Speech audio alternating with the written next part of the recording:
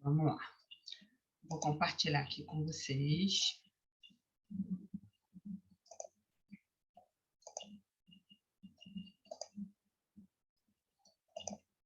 A gente vai começar daqui. A primeira parte que eu vi com vocês, ó, foi essa daqui. Vocês estão vendo a apresentação aqui do lado também, né?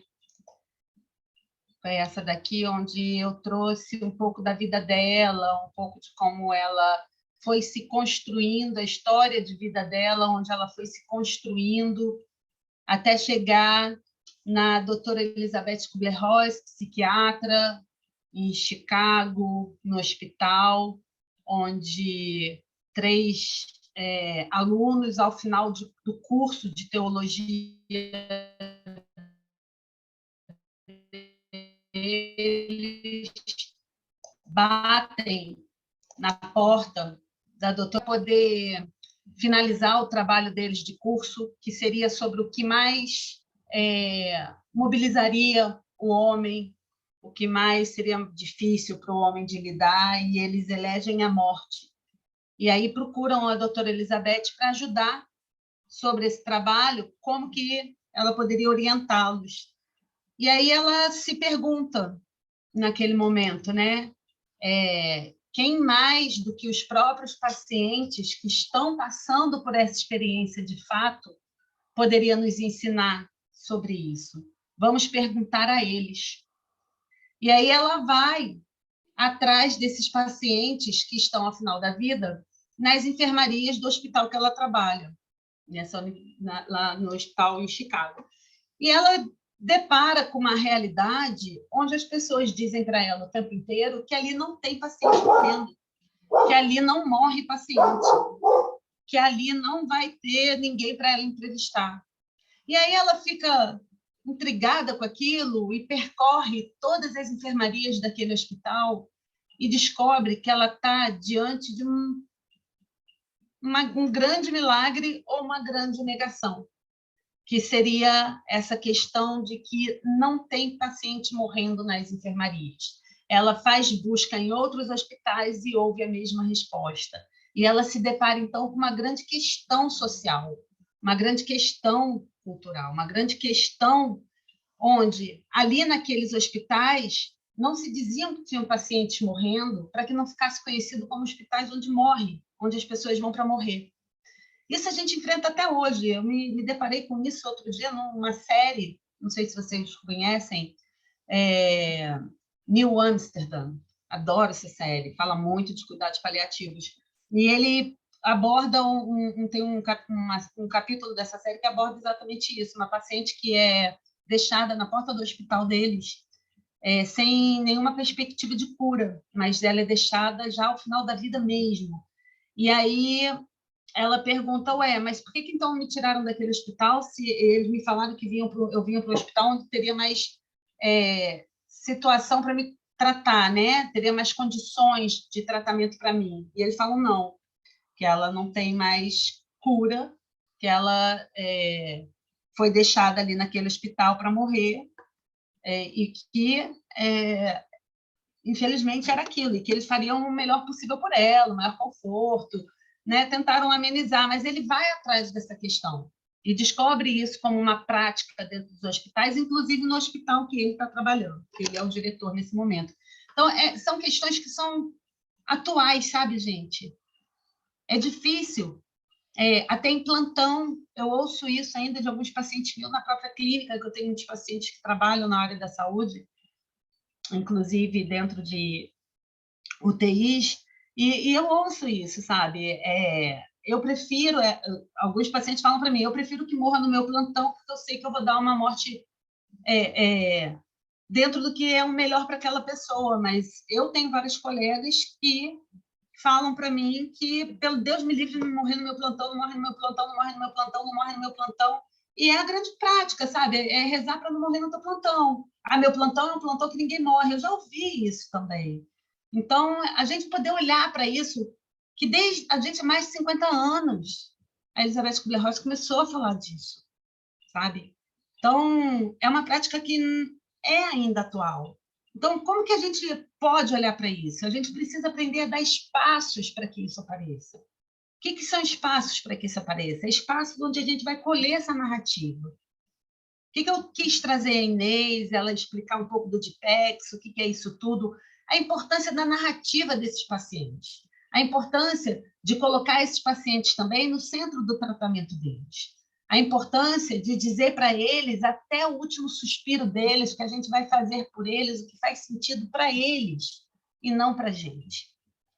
Então, quando ela começa a entrevistar, ela começa a fazer os seminários sobre a morte ou morrer. E esses seminários, ela tinha o objetivo, né, de atravessar exatamente essa negação profissional, que proibia os pacientes de revelarem suas preocupações mais profundas. Não eram pacientes que estavam dizendo que não queriam falar da morte. Eles estavam com muita vontade de falar sobre aquela experiência. Eram os profissionais que estavam implicados no cuidado deles, que não tinham nenhum preparo para ouvir sobre aquilo. E que impedia, abafava essa fala. Então, a Elizabeth Kubler-Ross começa a dar voz para esses pacientes. Ela começa essa experiência com uma sala, aqui vocês podem ver que tem um reflexo até, né? Parece um fantasma aqui no meio, mas é um reflexo de um vidro, tá? Ela está entrevistando essa paciente por trás desse vidro, e é como se fosse um espelho. A paciente, ela podia escolher, o paciente, né? Podia escolher se ele queria ficar nessa sala, dentro dessa sala onde ele não via a turma que estava assistindo ele, ou ele podia escolher ficar de frente para a turma para ser entrevistada pela doutora Elizabeth Kubler-Ross. Essa paciente daqui é uma paciente que ficou bem famosa, porque ela foi capa de revista, né, da Life Magazine, dizendo dessa experiência em 1969, que deu bastante visibilidade, e aí, futuramente, um convite, né, de que ela escrevesse o livro sobre toda essa experiência, que é o livro sobre a morte e morrer. Acreditávamos que, fazendo muitas entrevistas como esta, aprenderíamos a captar a alma dos doentes em fase terminal e suas necessidades, as quais, em contrapartida, estávamos prontos para satisfazer na medida do possível. Estávamos satisfeitos com o nosso projeto, e as dificuldades surgiriam dias depois. Ela encontra muitas dificuldades. Ela fica sendo conhecida como a doutora que vai atrás da morte. Ela sofre um preconceito muito grande por querer estudar esse tema. Gente, até hoje, né, se a gente fala, é o que a Isabela trouxe aqui de manhã, ela trabalha com sobreviventes de suicídio, né? E aí a gente trabalha com luto, eu trabalho com pessoas ao fim da vida, a gente trabalha com morte. Vocês estão aqui fazendo um curso avançado de tanatologia, sabe? Cuidados paliativos. Então, a gente ouve até hoje um estranhamento em relação a por que a gente escolheu isso, não é? Para estudar, para trabalhar. Isso acontece há muito tempo. Então, essa dificuldade de dar um espaço para isso é de cada um. É uma dificuldade de você conseguir dar um espaço dentro de você também para tocar nas suas finitudes, nas suas dores. E ela foi aprendendo muito isso, desculpem, na medida em que ela ia entrevistando e ouvindo quanta coisa ela tinha a aprender com esses pacientes, sabe? Quanta coisa eles diziam para ela sobre a singularidade deles e principalmente sobre atravessar aquele momento. E quanta coisa ela foi aprendendo sobre vida, né, ao fazer isso. Ela chega a escrever um artigo, o paciente morrendo como professor, o experimento e uma experiência.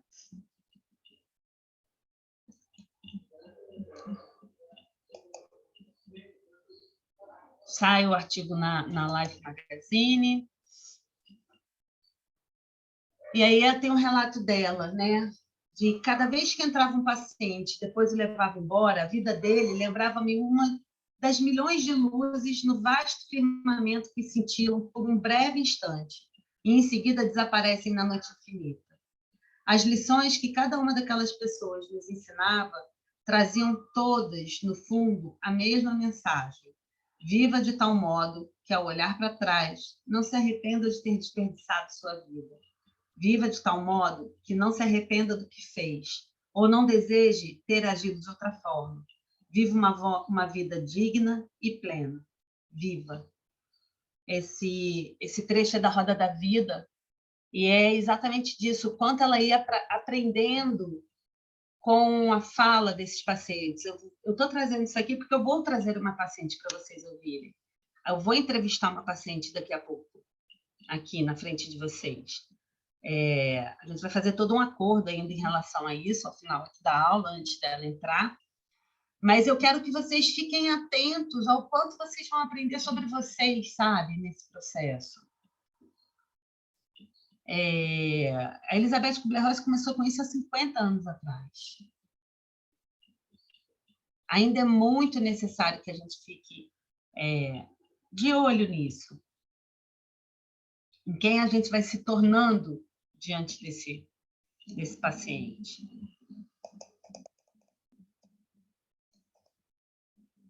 Sobre a Morte ou Morrer, ele é um livro que ele nunca vai estar como um estudo completo, né? Ele é um livro que ele traz essa experiência, ele não queria esgotar nenhuma das perguntas sobre o tema, ele não é um manual onde os cinco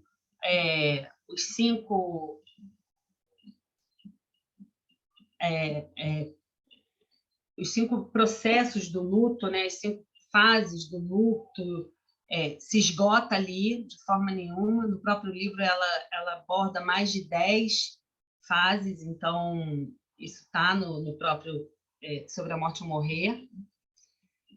E ele é um convite, assim, vocês pegarem esse livro, vocês leem esse livro, o meu convite para vocês é repliquem, deem esse espaço para o paciente, sabe? Eu aprendi isso, comecei a aprender isso no ano 2000. O que eu tinha para me guiar sobre o que eu estava fazendo dentro do hospital era o Sobre a Morte e Morrer. Aquilo dali me dava uma base do que eu estava fazendo ali. Eu passei quase 10 anos, foi o tempo que eu levei praticamente para me formar também, porque era uma experiência que eu não queria esgotar, mas o meu tempo acadêmico, desde o primeiro ano que eu entrei na psicologia até meu ano de formada, eu fiquei dentro do hospital. E o Sobre a Morte ou Morrer, ele me mostrava quanto eu podia dar esse espaço, quanto eu podia falar com esses pacientes, que eu não estava fazendo uma coisa que eu era um ET, porque eu me sentia um ET ali muitas vezes, gente. As pessoas olhavam para mim e me perguntavam: o que você está fazendo ali? E eu olhava para eles assim, tipo, como é que você não sabe o que você está fazendo ali? Eu estou ouvindo aquele paciente sobre a experiência dele estar ali, sabe? Mas quando eu dizia isso, aquilo para a pessoa era uma perda de tempo tão grande, era tão mais importante medir a pressão de tanto em tanto tempo, botar um negocinho no dedo e não deixar aquilo sair. Às vezes o paciente estava absolutamente contido, e se você desse um espaço para ouvir aquela raiva daquele paciente, você poderia, de repente, desamarrar aquele braço, sabe? Você poderia, de repente, acolher uma dor que nenhum outro profissional dentro daquele CTI, porque na época ainda era CTI, não era nem UTI que a gente chamava, dentro daquela UTI, nenhum profissional conseguia ouvir aquele paciente. Eles não conseguiam dar esse espaço.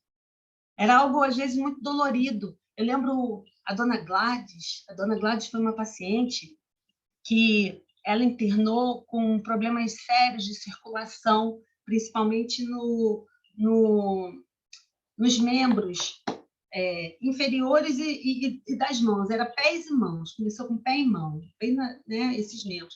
Ela precisou amputar os 2 pés e as 2 mãos. E aí a Dona Gladys tinha uma raiva do mundo. A filha da Dona Gladys tinha uma raiva do mundo.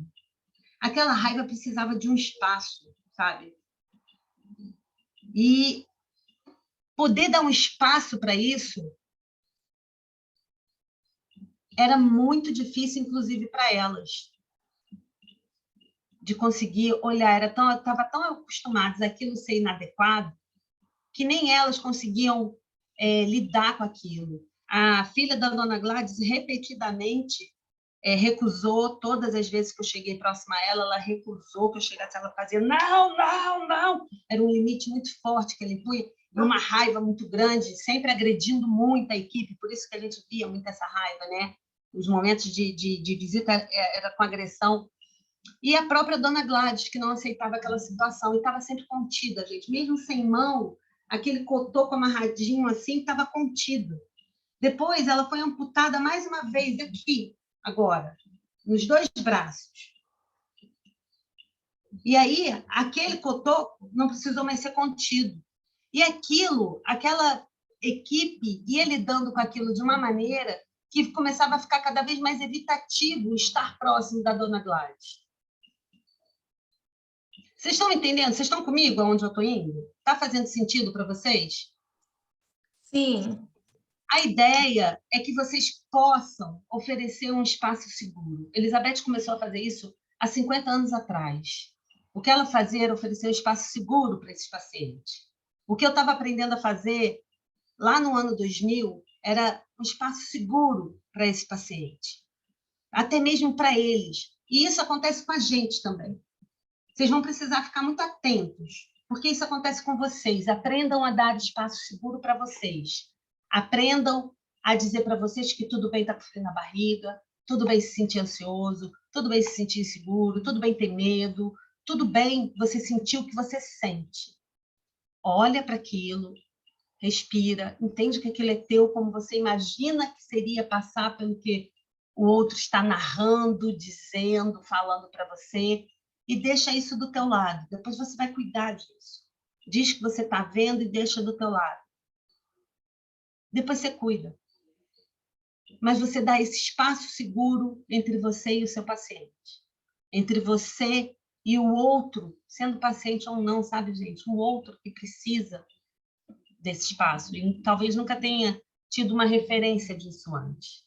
Então, eu acho que a proposta é essa, que vocês possam se apropriar muito disso, sabe? Isso não depende da profissão, depende da coragem de vocês para oferecerem esse espaço, estarem atentos a vocês, notando quem vocês vão se tornando ao longo desse processo, né?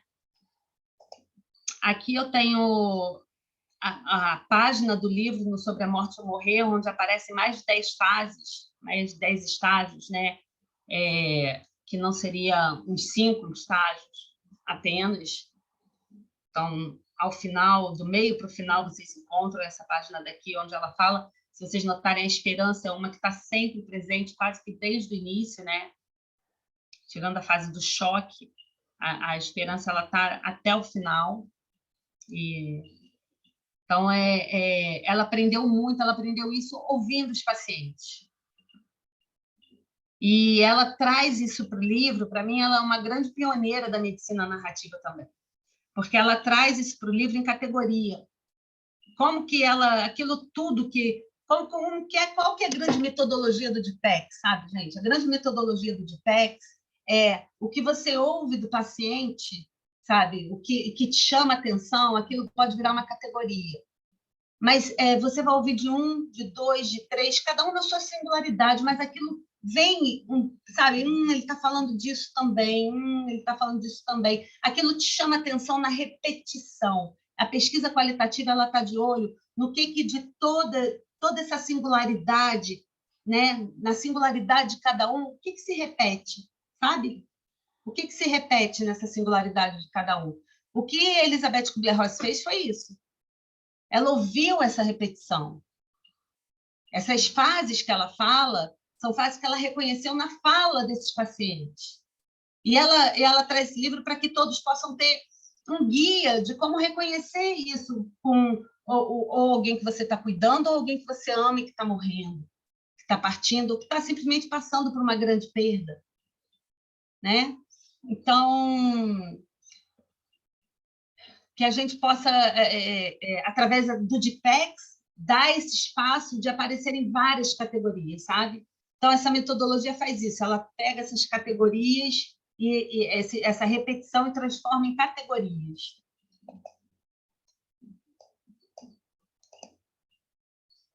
Aí, como é que a gente vai fazendo isso, né? Assim, na nossa vida? Eu vou trazer um pouquinho do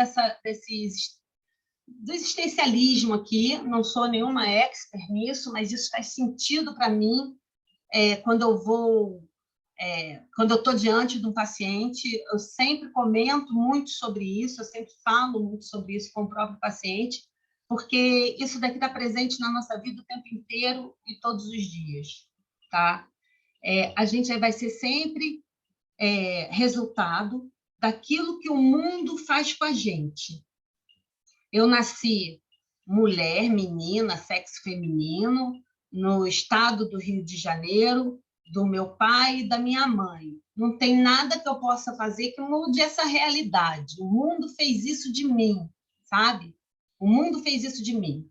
O que eu vou fazer a partir do que o mundo fez de mim é uma escolha minha. É o resultado, é a resposta que eu vou dar para o mundo do que ele fez de mim. É esse ser no mundo, tá? Então,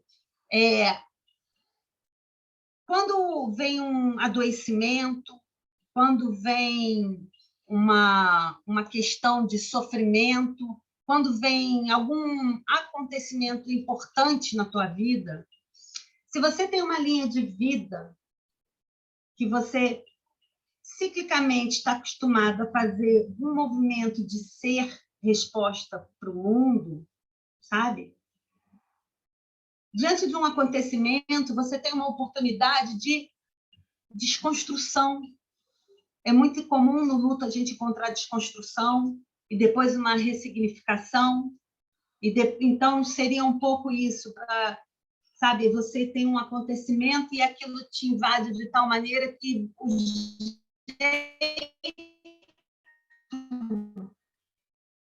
que você se fazia no mundo não faz mais sentido nenhum daquela maneira, daquela forma. E a gente passa a dar uma descontinuidade daquele jeito que a gente se fazia e aprende a começar a se fazer de uma outra forma, porque não faz mais sentido ser daquele jeito. Tudo bem até aqui? Estão indo comigo? Tá? Tem pessoas que vão aproveitar essa oportunidade, de fato, se fazer outro, responder de forma diferente, e tem pessoas que não. Tá? Acho que até a grande maioria é um não, porque é tão... Quando chega ao final da vida, a gente vai trabalhar o luto e o fim de vida com a gente, que elas sempre foram uma vida inteira nesse movimento, sabe? Então, é muito bom a gente... bom, assim, no sentido de ajuda muito a uma raiva, quando ele percebe o sentimento dele. Esse exercício que eu proponho para vocês ficarem atentos ao que é de vocês, ficarem atentos à sua contratransferência, ficarem atentos a vocês. Esse exercício, ele é exatamente essa proposta de vocês todos os dias poderem se escolher o quanto isso faz sentido ainda para vocês ou não. Vocês só vão poder ter essa oportunidade desse embate, disso faz sentido eu ser assim ou não, se vocês verem de fato o que vocês são. E para isso vocês vão precisar ser profundamente corajosos para serem honestos com vocês. Estão aqui comigo ainda? Ok?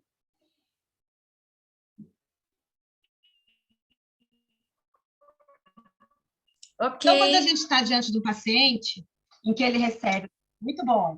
Então, quando a gente está diante de um paciente que ele recebe essa notícia, que ele tem esse impacto, ou de um luto, ou de um adoecimento, um comprometimento, uma perda, uma mudança de cidade, uma mudança de emprego, um fim de casamento, gente, pode ser tanta coisa, sabe? Em que aquilo vai ser uma oportunidade de se fazer diferente para qualquer sentido. Ok? Para qualquer sentido. Então, quando a gente está diante dessa experiência do paciente, quando a gente está diante dessa fala dele, vocês vão poder notar aqui, inclusive, que existe um processo que ele caminha, existe algo que ele caminha. Desde antes desse diagnóstico, quando a gente pede para ele se apresentar da maneira que ele quiser, a forma como ele elege se apresentar, desde antes desse diagnóstico, a maior parte das vezes a gente pede para vir daqui, né, do diagnóstico, ele mostra esse processo, esse caminhar de se fazer outro ou não. E, ao final dessa fala, ao final dessa entrevista, ao final desse espaço que é oferecido para que ele se veja, eu estou convidando um paciente para ser professor de vocês. O meu convite foi esse, eu não conheço, tá? É uma pessoa que está enfrentando uma experiência de adoecimento comprometedora e ela vai vir aqui contar sobre essa experiência para vocês. Porque ela sabe do que ela precisa. Ela vai poder ensinar sobre isso para vocês. Pode ser que ao final dessa fala dela, ela se faça outra, porque ela revisita todo um processo. Ok? Entenderam?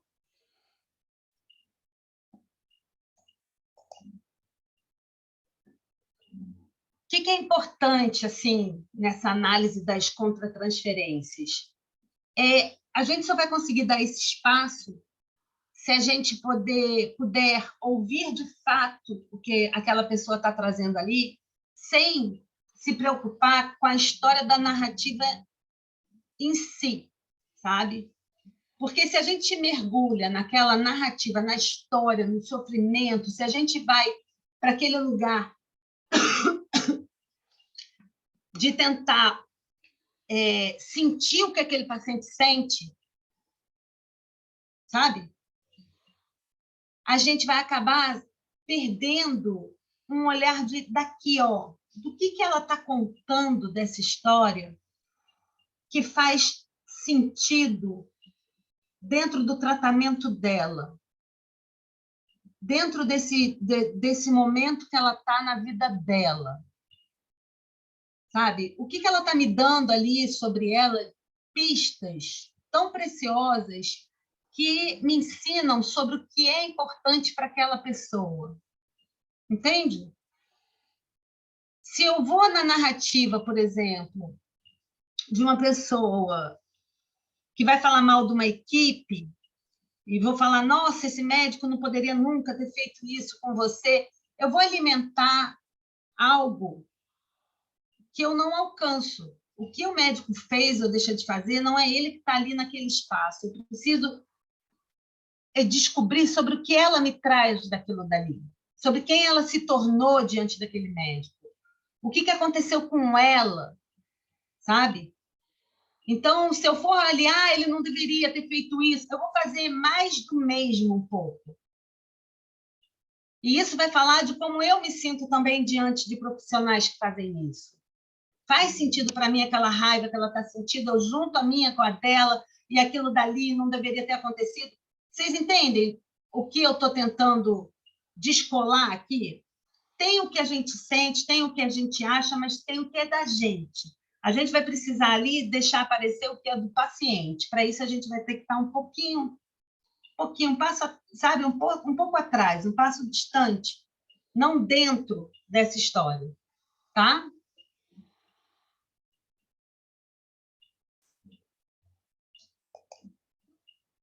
Lembra que eu trouxe para vocês essa aula da contratransferência? A gente vai cuidar desse espaço aqui do meio, tá?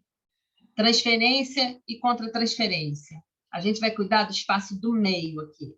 Quem você se torna diante dessa pessoa, quem essa pessoa se torna diante de você. Isso acontece nesse encontro. Imagina o que deve estar. Ela conhece a terapeuta dela, que cuida dela, né? Ela me conhece, e aí ela indicou essa paciente. E ela foi uma ponte de uma indicação do paciente. Imagina, essa paciente tem toda uma transferência já de imaginar quem eu sou nesse lugar do que vou entrevistar ela. Tá? Tudo pela referência que existe na cabeça dela de psicóloga, da referência desse vínculo que ela tem com essa psicóloga, do que essa psicóloga levou para ela de informação e ela está acreditando que vai acontecer aqui. Então, ela vai chegar carregada de caixas dela sobre o que ela está acreditando ser esse espaço, né? E eu tenho as minhas também, do que é esse espaço. Então, a gente tem que cuidar disso daqui, sabe? Para que ela eleja o que ela vai colocar, na maneira onde a gente vai pedindo para ela compartilhar com a gente sobre essa experiência dela. Eu lembro uma aluna médica que uma vez ela virou e falou assim: vocês falam sempre para a gente se atrever, né? Atrevam-se a conversar com o paciente, sabe? Atrevam-se a conversar com ele no leito, atrevam-se a ir até o paciente, atrevam-se a fazer mais uma pergunta, né? Quando ela fala, eu estou com medo, perguntem, medo de quê? Sabe? Não tomem como óbvio, atrevam-se. Eu gosto muito de fazer essa provocação. E aí eu lembro que ela virou e falou assim, vocês falam tanto, atrevam-se, eu me atrevi. Eu perguntei para ela, e o mundo se abriu. O que ela me mostrou sobre ela, eu não ia descobrir nunca se eu não tivesse me atrevido a fazer aquela pergunta. E, a partir dali, ela se atreveu tanto, que é linda, a história dela também é linda. Tudo bem até aqui, gente? Fazendo sentido aí para vocês? Se não somos capazes de encarar a morte com serenidade, como podemos ajudar nossos pacientes? Esperamos, então, que os doentes não nos façam esse terrível pedido. Despistamos, falamos de banalidades, do tempo maravilhoso lá fora, e se o paciente for sensível, ele vai fazer o nosso jogo, parar nosso jogo, falando da primavera que virá, mesmo sabendo que para ele a primavera não vem. Gente, eu acho esse trecho daqui tão verdadeiro, que ela está falando exatamente disso. Se eu não tenho condições de ouvir, eu não vou deixar ele falar, eu vou falar de qualquer outra coisa. Qualquer outra coisa. Sobre como está o tempo lá fora, sobre como que está a novela, sobre qualquer banalidade, né? E o paciente vai na nossa. Porque ele tem essa sensibilidade, ele não vai forçar se você não dá conta. Ele vai entender que ali não tem esse espaço, sabe? Então, poder ofertar esse espaço para o paciente é poder você ofertar esse espaço para você. É você poder descobrir o quanto você dá conta de olhar para o que dói em você também. E aí ela fala dessa singularidade radical, né? Observar a morte em paz no ser humano faz-nos lembrar de uma estrela cadente. É uma entre milhões de luzes do céu imenso, que cintila ainda por um breve momento para desaparecer para sempre na noite sem fim. Ser terapeuta de um paciente que agoniza é nos conscientizar da singularidade de cada indivíduo neste oceano imenso da humanidade. É uma tomada de consciência de nossa finitude, do nosso período limitado de vida. Poucos dentre nós vivem além dos 70 anos. Ainda assim, neste curto espaço de tempo, muitos dentre nós criam e vivem uma biografia única, e nós mesmos tecemos a trama da história humana. Eu acho que esse trecho daqui, ele honra quem você é, quem você se torna, nessa linha de vida. Não tem um certo e um errado, sabe? Tem a tua linha de vida tal qual ela é, com o que faz sentido para você, dentro do que o mundo faz de você e das possibilidades que você tem de resposta para dar a esse mundo, né? Então, essa singularidade, quando ela encontra esse espaço de poder ensinar quem você se torna, sabe? Poder se apropriar de quem você se torna, poder olhar para aquilo que você sempre temeu como medo, raiva, ansiedade, tristeza, e sentir amor por aquilo, amorosidade por aquilo, porque aquilo está ali para te preservar, não está ali para te prejudicar em nada. Está ali para te alertar, está ali para te falar sobre essa linha, sobre lá atrás, sobre como você vem se fazendo, como esse medo, ansiedade foi necessário para te preservar e te trazer até aqui. Esse momento presente, onde a gente está nesse sábado, falando de tanatologia, falando da Elizabeth Kubler-Ross como uma pioneira dos estudos de tanatologia, falando dessa nossa singularidade, da importância de dar esse espaço de singularidade para o outro. Então, que vocês possam sempre visitar essa linha de vida de vocês com amorosidade, amor incondicional por vocês. Não tem que ser diferente. Vocês são como vocês são, sabe? Cuidem desse social, né? Quando você perceber uma inadequação social, cuida disso. O que isso está ensinando para você sobre você?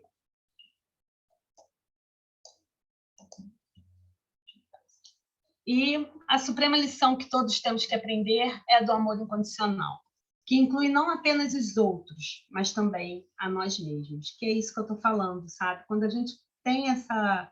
Eu tenho uma paciente que eu tô atendendo e que ela chega para mim com muito medo, muita ansiedade, né? Esse medo fala dessa ansiedade, de uma questão familiar, mas... E aquilo dominava ela com uma força muito grande, a paralisou diante de alguns pacientes já, né? E ela já estava começando a ter medo do atendimento que ela fazia, de não dar conta mais, de estar no lugar que ela estava naquele momento. Então, ela começa a trabalhar muito, poder olhar para essas dores dela, poder ter esse espaço de olhar.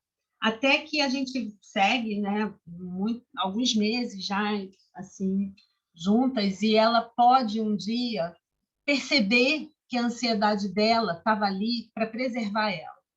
Em alguma coisa que aconteceu com ela, tá, na rotina de trabalho dela, onde ela percebeu que a equipe estava completamente desestruturada, mas ela se sentiu em paz e falou: eu dou conta. Aí ela percebeu que tinha um medo, que ela percebeu o corpo, ela falou assim: eu percebi o corpo exatamente para a posição da tensão do medo. Quando eu percebi que o corpo estava indo para a tensão do medo, eu vi que aquilo era automático, porque eu fui procurar o medo dentro de mim, eu olhei para ele, eu falei: eu sei que você está aqui para me proteger, eu sei que você está aqui para me dizer de coisas que eu não posso esquecer, mas eu não estou esquecendo, não, eu estou em paz agora e eu dou conta de fazer isso daqui. Eu dou conta de atender isso daqui. Eu dou conta. E aí ela veio muito surpresa para a sessão sobre o quanto ela dava conta. O que trouxe para ela uma emoção muito grande por ter sentido amor integral por ela, inclusive pelo medo. Entende, gente? Qual é o caminho? Amor incondicional é isso, sabe? Não é que eu deveria ser diferente do que eu sou. Eu sou exatamente quem eu sou. E eu aprendo sobre isso, ouço, dou espaço, cuido. E aquilo que não fizer mais sentido para mim, eu cuido para deixar bem quietinho, sabe? Do meu lado. Não vai dominar, não vai entrar no lugar que talvez fosse automático nessa linha da vida. E que agora eu posso olhar para isso e dizer: não, eu já entendi a tua função, sabe? Qual é a função? Já entendi a tua função. E posso olhar para isso, cuidar disso. Isso é o que eu queria trazer para vocês desse final de legado da Elizabeth Kubler-Ross e fazendo esse link com a entrevista que eu vou fazer daqui a pouco. Quero ouvir vocês um pouquinho sobre o que vocês ouviram até agora, se fez sentido, como é que vocês estão com isso. Até mesmo como um treino de se perceber. Então, eu posso dar uma oportunidade de vocês abrirem o microfone, eu posso dividir vocês em grupo, que vocês são obrigados a falar. Gente. Vocês escolhem. Eu quero que vocês acessem um pouquinho, tá? Eu quero que vocês façam isso agora. Aí eu vou pedir para vocês depois, antes da entrevista, um exercício para notarem 3 pontos, tá? E depois da entrevista, quando a paciente vai embora, a gente finaliza com essa troca desses 3 pontos, tá bom? Ok? O que vocês preferem? Abrir aqui o microfone, falar um pouquinho de como foi ouvir isso agora, ou dividir vocês em grupo? Estamos em poucos, né? Precisa dividir também um pouquinho. Eu fiquei... Vou participar, eu divido, porque daí vocês ficam com vontade de falar um com o outro. Eu ia começar dizendo, você falando de algo muito recente, de ontem, né? No hospital onde eu trabalho, tem uma pessoa que falava, dá o nome de João, que por motivos sociais, familiares, enfim, acabou estando instalado com a gente no hospital, morando lá há 2 anos. E a princípio, né? Então, 2 anos, uma pessoa dentro do hospital, como é que fica aí a relação dos profissionais com ele, né? E que não vai família, que foi judiciário, para ter um lugar que ele pudesse ficar. Então, todo esse movimento teve, mas isso não ocorreu até agora.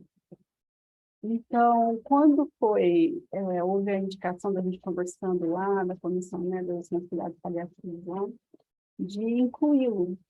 Porque aí começaram a mudar ele de enfermaria, ele ficou muito tempo numa enfermaria, uma mesma enfermaria que é menor, tem uma característica de cuidado diferente das outras e tudo mais. E aí, quando começou a mudar demais, aí ele sentiu absurdamente de ser retirado daqui, enviado, o que significa, que impacto tem isso para ele e tudo mais. E aí ele tem, né, toda a indicação para estar em cuidados paliativos, né, o parto já avançando, nessa possibilidade. Mas, no primeiro momento, assim, a equipe do hospital foi muito interessante. Como reagir os demais profissionais, assim, uma inquietação. Por quê? Por que ele está indo para esse cuidado? Se ele acontecer algo com ele agora, não vai entubar ele, então. Enfim.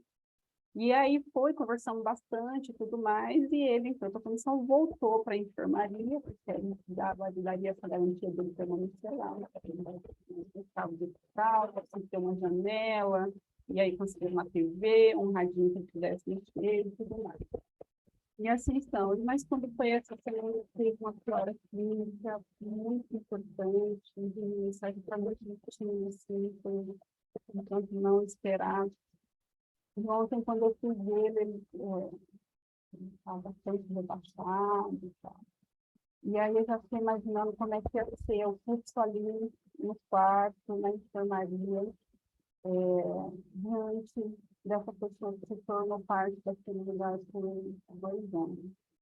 E saí ontem pensando em tanto isso, que até quando eu entrei, aí você falando mesmo, mas quando eu entrei, estava com outro familiar, aí eu olhei para ele e disse, foi diferente, né? Seguramente das famílias, eu também estava diante do meu testemunho, pensando a 2 anos. Então, quando eu vi ele ali, A última parte eu não entendi, Solange. Não sei se foi só eu, mas eu não consegui entender a última parte que você falou. Líquido, o momento em que eu senti diferente, melhorou? Muito. Tirei o fone. O momento que eu entrei no quarto, eu senti diferente com ele, que está ali. Tristeza, me veio de imediato, como alguém de um laço mais significativo para mim. Você entrou no quarto, você olhou para ele, você viu a tristeza nele ou a tristeza... Não, minha. Tadinho. Isso, minha. Tá. Ao olhar para ele, o que você viu? Absolutamente debilitado e a possibilidade da morte. O que mais você viu? Acho que faz 2 coisas. Que ele ia morrer, assim, eu acho que ele vai morrer. E era algo que a gente não estava esperando. O que mais, além disso, você viu?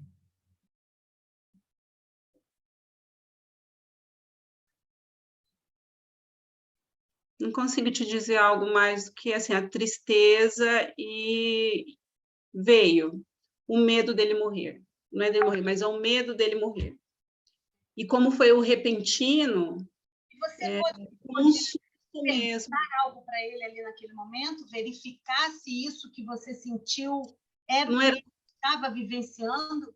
não era possível. E aí o ponto, né? Porque ele teve uns episódios de vômito no começo da semana, e aí a gente trocou ali com a médica e tudo mais, e de repente ele afundou, foi rápido.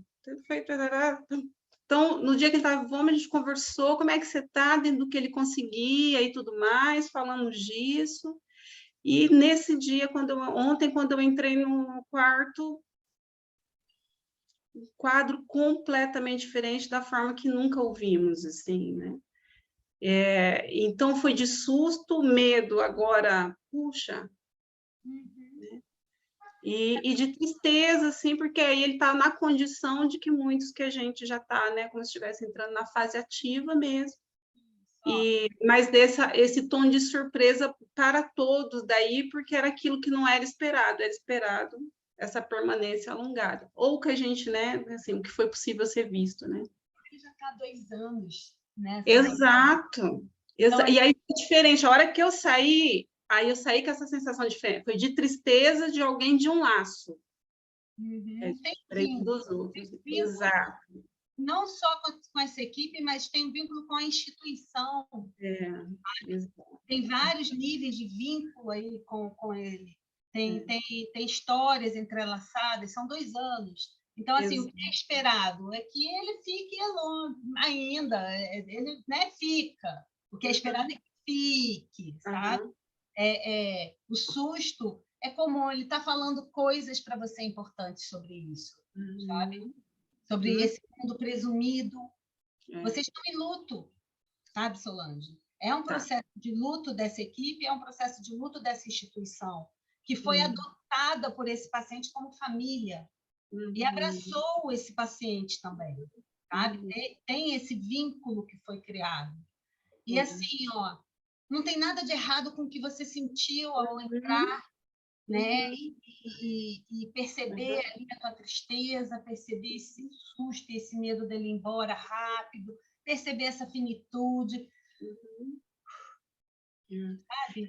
E foi bom porque quando eu me dei conta disso, Daniela, eu saí ontem, foi muito corrida, a gente foi fazer visita domiciliar, mas depois que eu parei, eu falei, puxa, foi diferente, porque aí eu fiquei pensando como seria para os demais profissionais e fiquei imaginando que hoje, ou ontem, pudesse ter um momento mais caótico aí de querer entrar, de ficar aquele... E aí eu estava em um curso de manhã e mandei um áudio perguntando para a médica que estava lá de manhã, que é a mesma das ações de cuidados paliativos, falei, como é que ele está e como é que estão as pessoas aí? E aí ela me falou que, de fato, foi bastante caótico, foi difícil, que assustou até os outros familiares, porque era um profissional entrando atrás do outro, e pega, e toca, e fala, e aí teve que remanejar, ela conversou com a supervisão de colocar num quarto só, porque vai aumentar esse fluxo, e ao mesmo tempo está conversando com a equipe aí de enfermagem, os demais, e a gente pensando o que a gente faz na segunda-feira para também, porque a hora que eu saí de lá, eu falei, nossa, do jeito que veio para mim, vai vir para os outros, eu ainda consegui parar e pensar, olha isso, né? Tá aqui diferente.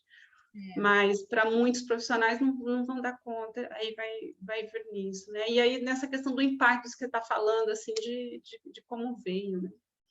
De como pode vir. Bom você trazer isso para cá, sabe, Solange? Obrigada por dividir, porque é um grande ensinamento, é uma grande experiência, sabe? Assim, poder aprender... Qual o nome dele? João. Poder aprender a olhar para o seu João, sabe? Não reduzindo ele à morte dele. Não reduzindo ele à tristeza dele. Não reduzindo ele à finitude dele. Tem 2 anos de vínculo e convivência.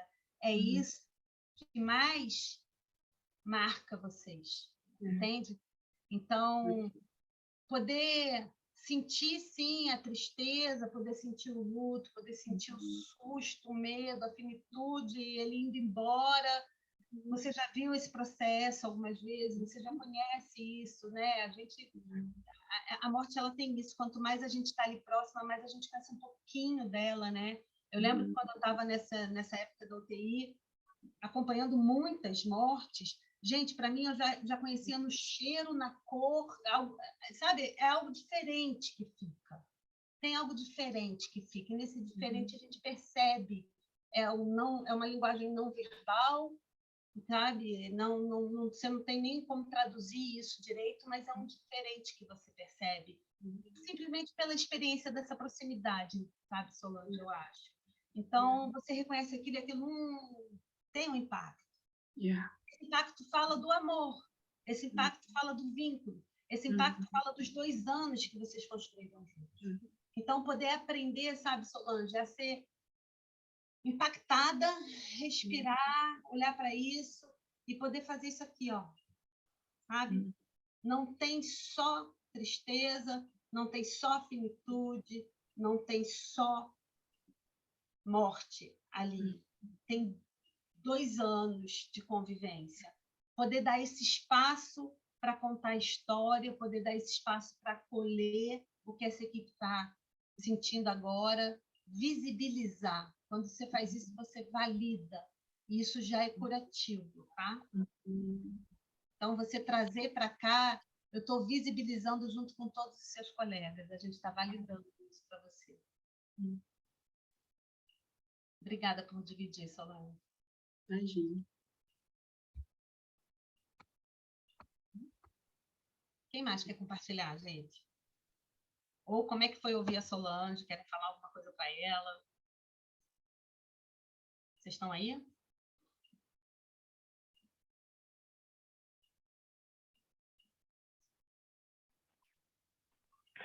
Daniela, a minha experiência no hospital é um pouco similar, acho que com muito o que você disse.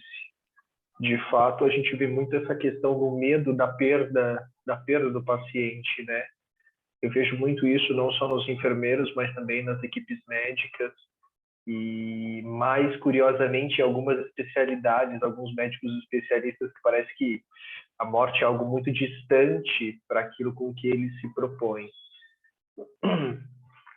E esse exercício da contratransferência é algo um tanto quanto difícil. Diria difícil do ponto de vista da gente aprender a perceber o limite entre o que é meu e o que é o do outro, né? E às vezes se controlar para não invadir esse espaço que não é nosso. Então, conforme você foi expondo isso, eu fui aqui pensando um pouco na minha prática do dia a dia, isso no contexto hospitalar, e para mim faz muito sentido. Obrigada, Thiago. É isso mesmo, a gente fica nesse desafio que não termina nunca, é para sempre, sabe? Porque sempre vão ter novos outros na tua frente, novas singularidades. A partir dessa singularidade, o encontro também vai ser único. Aquela interseção nunca aconteceu, né? Vai ser nova. E aí isso pode te provocar novas contratransferências que você nem imaginava que poderia estar ali e sentir isso um dia, sabe? Então, a gente não fica pronto nunca nesse exercício.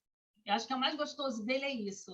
Ok, eu ter errado de novo, sabe? Porque não é um erro. Eu não posso... Se eu pego um erro e resumo ele a um erro, gente, eu perco uma oportunidade linda de aprendizado.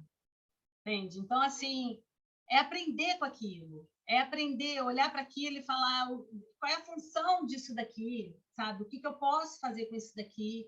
Entende? Onde eu posso olhar para isso e descobrir o que não faz mais sentido.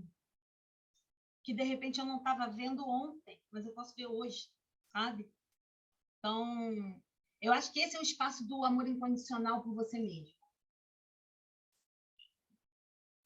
Entende? Quando você vai descobrindo isso, você vai descobrindo... E esse exercício, Thiago, você vai, assim, conhecer teu medo, descolar o meu medo do outro, quando ele pula diante do medo do outro, esse desafio de o que é meu, o que é do outro. Só que quanto mais você olha para o teu medo, quanto mais você percebe que ele está ali, mais você conhece ele um pouquinho. Eu gosto de brincar falando assim, dá cor para ele, sabe? Dá um tamanho, uma forma, de brincadeira mesmo, mas é uma brincadeira que não importa. O fato é que você vai conhecer um pouquinho mais, porque você te vi. Você vê, entende? Visibilizar. Isso é poderoso, gente, você vê. Quando você vê aquilo, você pode cuidar. Você pode saber que você está operando dessa forma, entende? Você pode vir de novo. Vir de novo. É uma coisa que passa rápido, é um flash. A primeira vez é um flash, assim, você, pô, nem sei se eu vi, né? Eu não vi, foi nada. A segunda, a terceira, até que você vai ver. E vai ver de novo, e vai ver de novo. Isso vai juntar um conhecimento sobre o teu medo. Aí um dia, Tiago, o teu medo vai pular no mesmo tempo que o medo do fulano que está ali na tua frente pulou e o teu veio, bum! Aí você olha e fala, oh, medo, te conheço, porque você vê há muito tempo, você está nesse exercício de ver. E aí você olha para o do fulano e fala, esse medo não é roxo de bolinha azul, ele não é meu. O meu tem purpurina, o meu é... Sabe, você conhece, não importa, você conhece, porque você vê. Entendeu? E Daniela, aqui desculpa te interromper, o que mais me chama a atenção é quanto nós fugimos de nós mesmos. Então, por mais que a gente veja, às vezes, o medo, é diferente ver e saber lidar com aquilo que a gente vê. Reconhecer as nossas falhas, os nossos limites e talvez perceber que aquele paciente conseguiu acessar uma parte de nós que talvez não seja interessante, isso para mim é muito difícil e torna o processo como um todo um pouco mais complexo. Desculpe, interrompi. Não, só enriquece o debate, Thiago. Na verdade, isso é porque a gente nunca foi ensinado a fazer esse exercício. O exercício que é ensinado desde sempre é ai, tá com raiva? Vai para o quarto pensar sobre tua raiva. Fica lá no quarto fechado para pensar sobre tua raiva. Não pode fazer assim. Ai, não sei o quê. Ansiedade. Não, ninguém pode ter ansiedade, ninguém pode ter depressão, ninguém pode ter tristeza, ninguém pode ser feio, ninguém pode ser gordo, ninguém pode ser... Sabe? Então, assim, é exatamente isso, é visibilizar essa singularidade. Você pode ser exatamente como você é. Esse é um exercício contrário do que você aprende desde sempre na tua vida. A gente é reprimido. A Elizabeth Kubler-Ross nos ensina muito isso quando ela fala da teoria das emoções primárias, da teoria dos 4 quadrantes. Ela fala disso. Leiam o Túnel e a Luz. O Túnel e a Luz, ela fala disso, sabe? Do quanto você dá um espaço de 15 segundos para uma raiva, você cuida dela, você deixa ela se expressar, sabe? Uma criança, 15 segundos depois, ela levanta e aquela raiva passa. Ela não precisa virar um outro sentimento secundário, são emoções primárias. O Túnel e a Luz é bem interessante, ela fala disso bem breve, bem fácil. Tem vídeo dela também falando isso.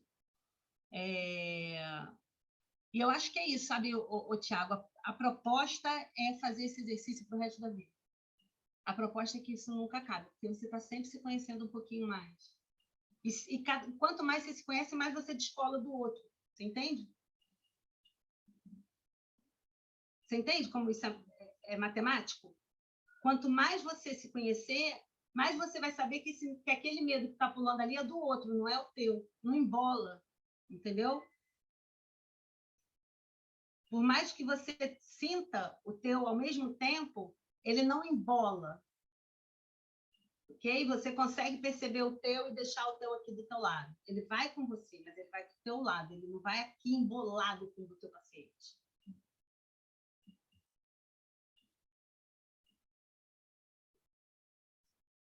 Fez sentido?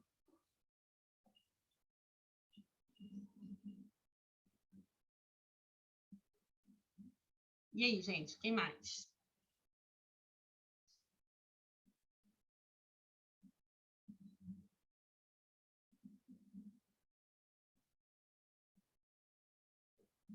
Não? Ninguém? Nada? Vocês chegaram a ver um vídeo, eu acho que eu falei para vocês verem, eu adoro esse vídeo dela, que tem de um paciente que quer falar um pouco sobre... É um vídeo preto e branco, bem antigo, ele está disponível ainda na rede social. Deixa eu ver se eu coloco ele aqui para a gente assistir junto. A gente ainda tem um tempinho. A paciente ela vai entrar às 18 horas. Deixa eu primeiro fazer o acordo ético com vocês, tá? Isso é muito importante. A paciente, eu combinei com ela dela entrar às 18 horas. ela vai entrar e eu vou recebê-la. Vocês vão assistir.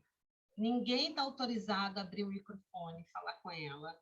Vocês vão estar na plateia assistindo uma entrevista, tá bom? Anotem tudo que chamar a atenção de vocês.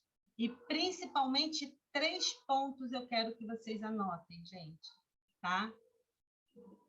Ela vai contar sobre um processo dela, uma experiência de adoecimento dela, tá?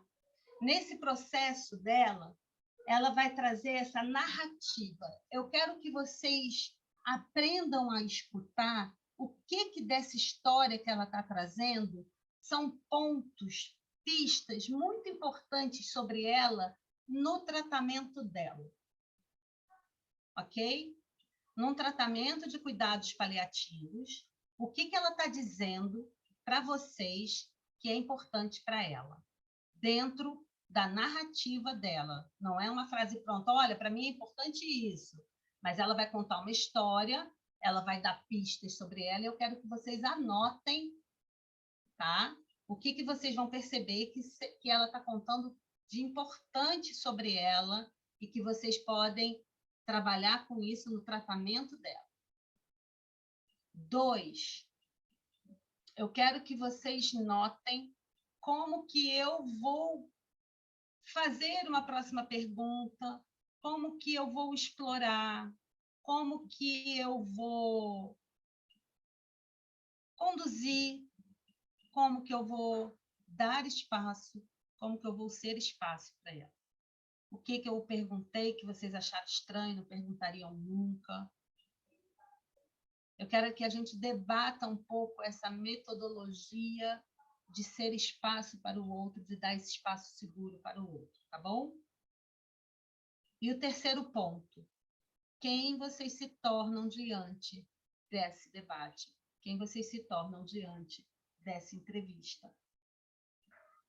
Quais as contratransferências de vocês que vão pular, ou no que eu pergunto e falo, observo, trago, ou no que ela conta dessa história dela.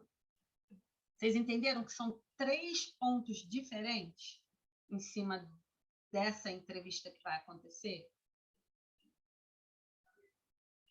Alguma dúvida em relação ao ponto 3?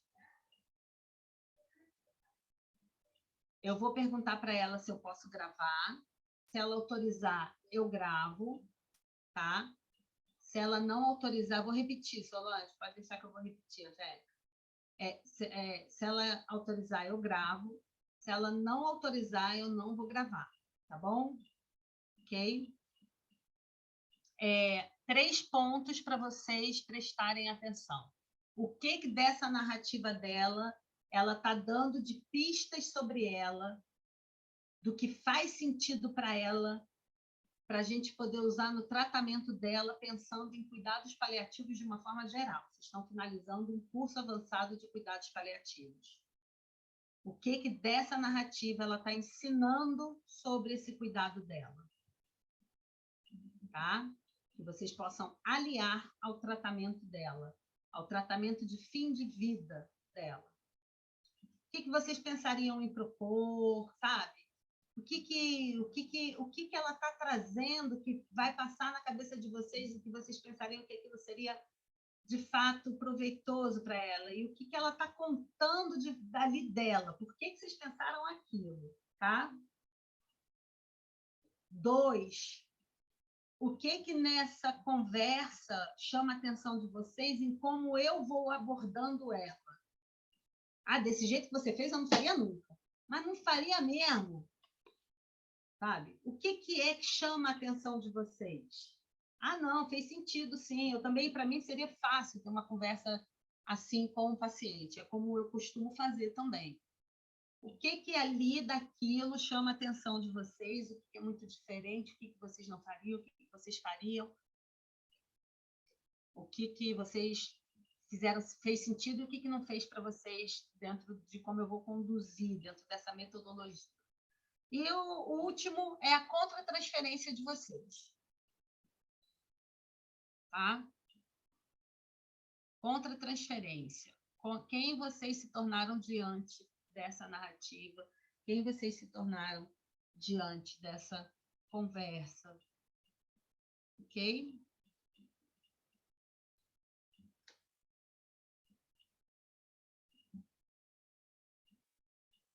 Alguma dúvida?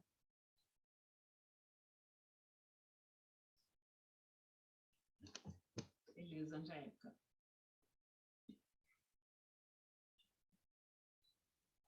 Então, vou parar de gravar.